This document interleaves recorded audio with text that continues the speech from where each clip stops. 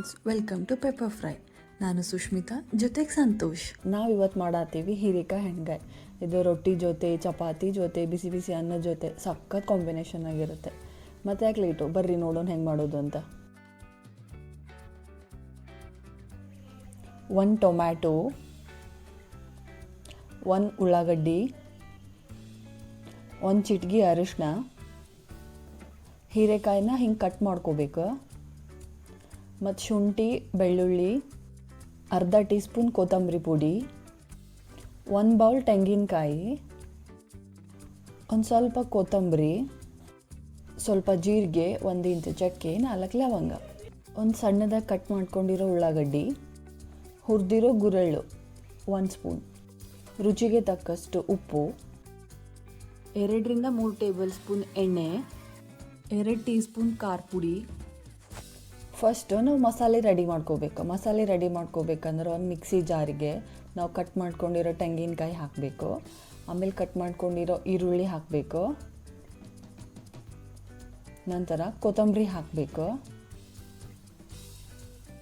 ಆಮೇಲೆ ಚಕ್ಕೆ, ಜೀರಿಗೆ, ಲವಂಗ ಅದನ್ನೆಲ್ಲ ಮಿಕ್ಸಿಗೆ ಹಾಕ್ಕೋಬೇಕು.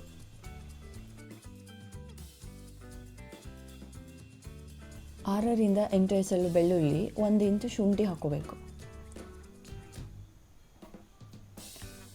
ಕೊತ್ತಂಬರಿ ಪುಡಿ 1 ಟೀ ಸ್ಪೂನ್.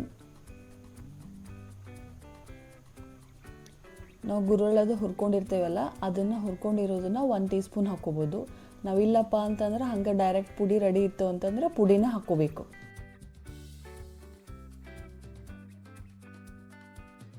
ಈಗ 2 ಟೀ ಸ್ಪೂನ್ ಖಾರದ ಪುಡಿ,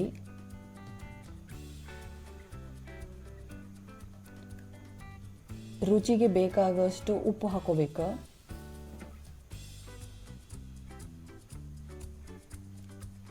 ಮತ್ತು ಅರ್ಧ ಟೀ ಸ್ಪೂನ್ ಅರಿಶಿನ ಪುಡಿ ಹಾಕೋಬೇಕು. ಹಾಕ್ಕೊಂಡು ಇದನ್ನೆಲ್ಲ ಫೈನ್ ಪೇಸ್ಟ್ ಆಗೋವಂಗೆ ಸಣ್ಣಗೆ ರುಬ್ಕೋಬೇಕು. ರುಬ್ಕೊಂಡಾದ್ಮೇಲೆ ನಾವು ಹೀರೆಕಾಯಿ ಹೆಂಗೆ ತೊಳೆದು ಎಲ್ಲ ಸಿಪ್ಪಿ ತೆಗೆದು ಇಟ್ಕೊಂಡಿರ್ತೀವಲ್ಲ, ಹಿಂಗೆ 1 4 ಭಾಗ ಮಾಡಿ ಇಟ್ಕೋಬೇಕು. ಇಟ್ಕೊಂಡು ನಾವು ಅದೇನು ಈಗ ಮಸಾಲೆ ರೆಡಿ ಮಾಡಿರ್ತೀವಲ್ಲ, ಎಲ್ಲದನ್ನು ಕರೆಕ್ಟಾಗಿ ಅದರಲ್ಲಿ ಫಿಲ್ ಮಾಡಬೇಕು. ಈ ಥರ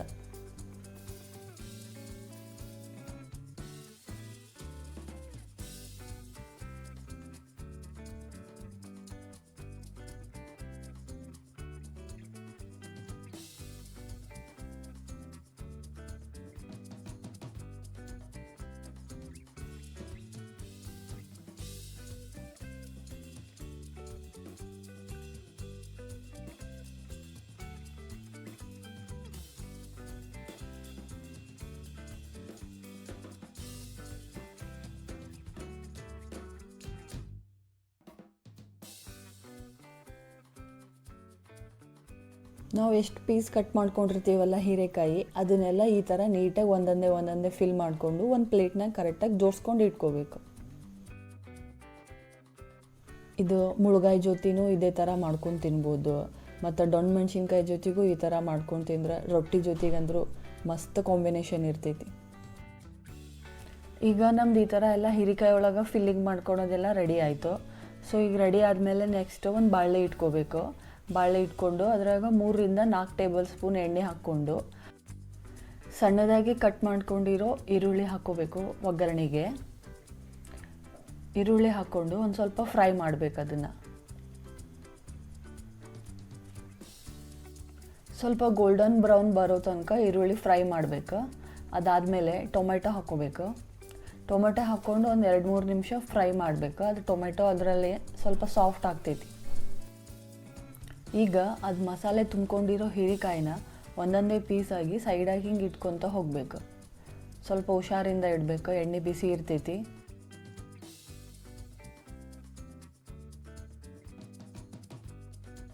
ನೆಕ್ಸ್ಟ್ ನಮ್ಮದು ಮಸಾಲೆ ಇನ್ನೊಂದು ಸ್ವಲ್ಪ ಏನು ಉಳಿದಿರ್ತೈತಲ್ಲ ಮಿಕ್ಸಿ ಒಳಗೆ, ಅದನ್ನು ಸ್ವಲ್ಪ ಹಿಂಗೆ ಮೇಲೆ ಹಾಕ್ಕೋಬೇಕು. ಫುಲ್ಲು ಎಲ್ಲ ಮಸಾಲೆನೂ ಈ ಥರ ನೀಟಾಗಿ ಮೇಲೆ ಹಾಕ್ಕೊಂಡು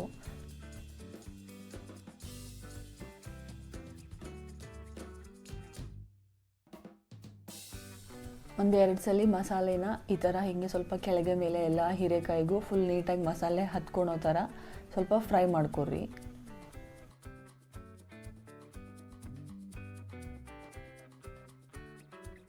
ನಿಮ್ಗೆ ಮಸಾಲೆ ಸ್ವಲ್ಪ ಗಟ್ಟಿಯಾಗಿರಬೇಕು ಅಂತಂದರೆ ನೀರೊಂದು ಸ್ವಲ್ಪ ನೋಡ್ಕೊಂಡು ಕಡಿಮೆ ಹಾಕ್ಕೊಳ್ಳಿ.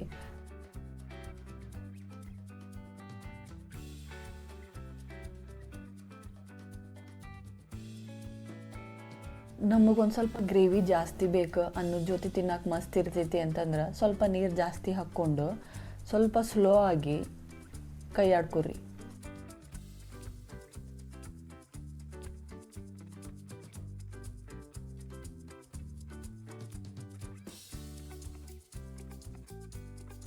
ಗ್ಯಾಸ್ ಮೀಡಿಯಮ್ ಫ್ಲೇಮಲ್ಲಿ ಇರಬೇಕು. ಆಮೇಲೆ ಒಂದು ಲಿಡ್ ತೊಗೊಂಡು ಕ್ಲೋಸ್ ಮಾಡಿ ಒಂದು 5 ನಿಮಿಷ ಕೈ ಬಿಡ್ರಿ.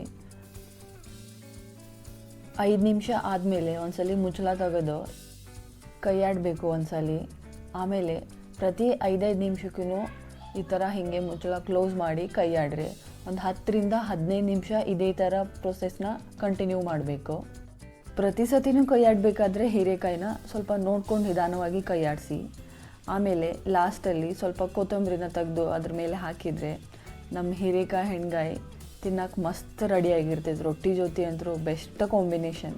ನೀವು ಒಂದ್ಸಲ ಈ ರೆಸಿಪಿನ ಮನೇಲಿ ಖಂಡಿತ ಟ್ರೈ ಮಾಡಿ ನೋಡಿ. ಇದೇ ಥರ ಇನ್ನಷ್ಟು ರುಚಿಯಾದ ಅಡುಗೆಗಳಿಗಾಗಿ ಪೆಪ್ಪರ್ ಫ್ರೈ ಚಾನಲ್ನ ಸಬ್ಸ್ಕ್ರೈಬ್ ಮಾಡಿ, ಲೈಕ್ ಮಾಡಿ, ಶೇರ್ ಮಾಡಿ. ಎಲ್ರಿಗೂ ನಮಸ್ಕಾರ ರೀ. ಬಾಯ್ ಬಾಯ್.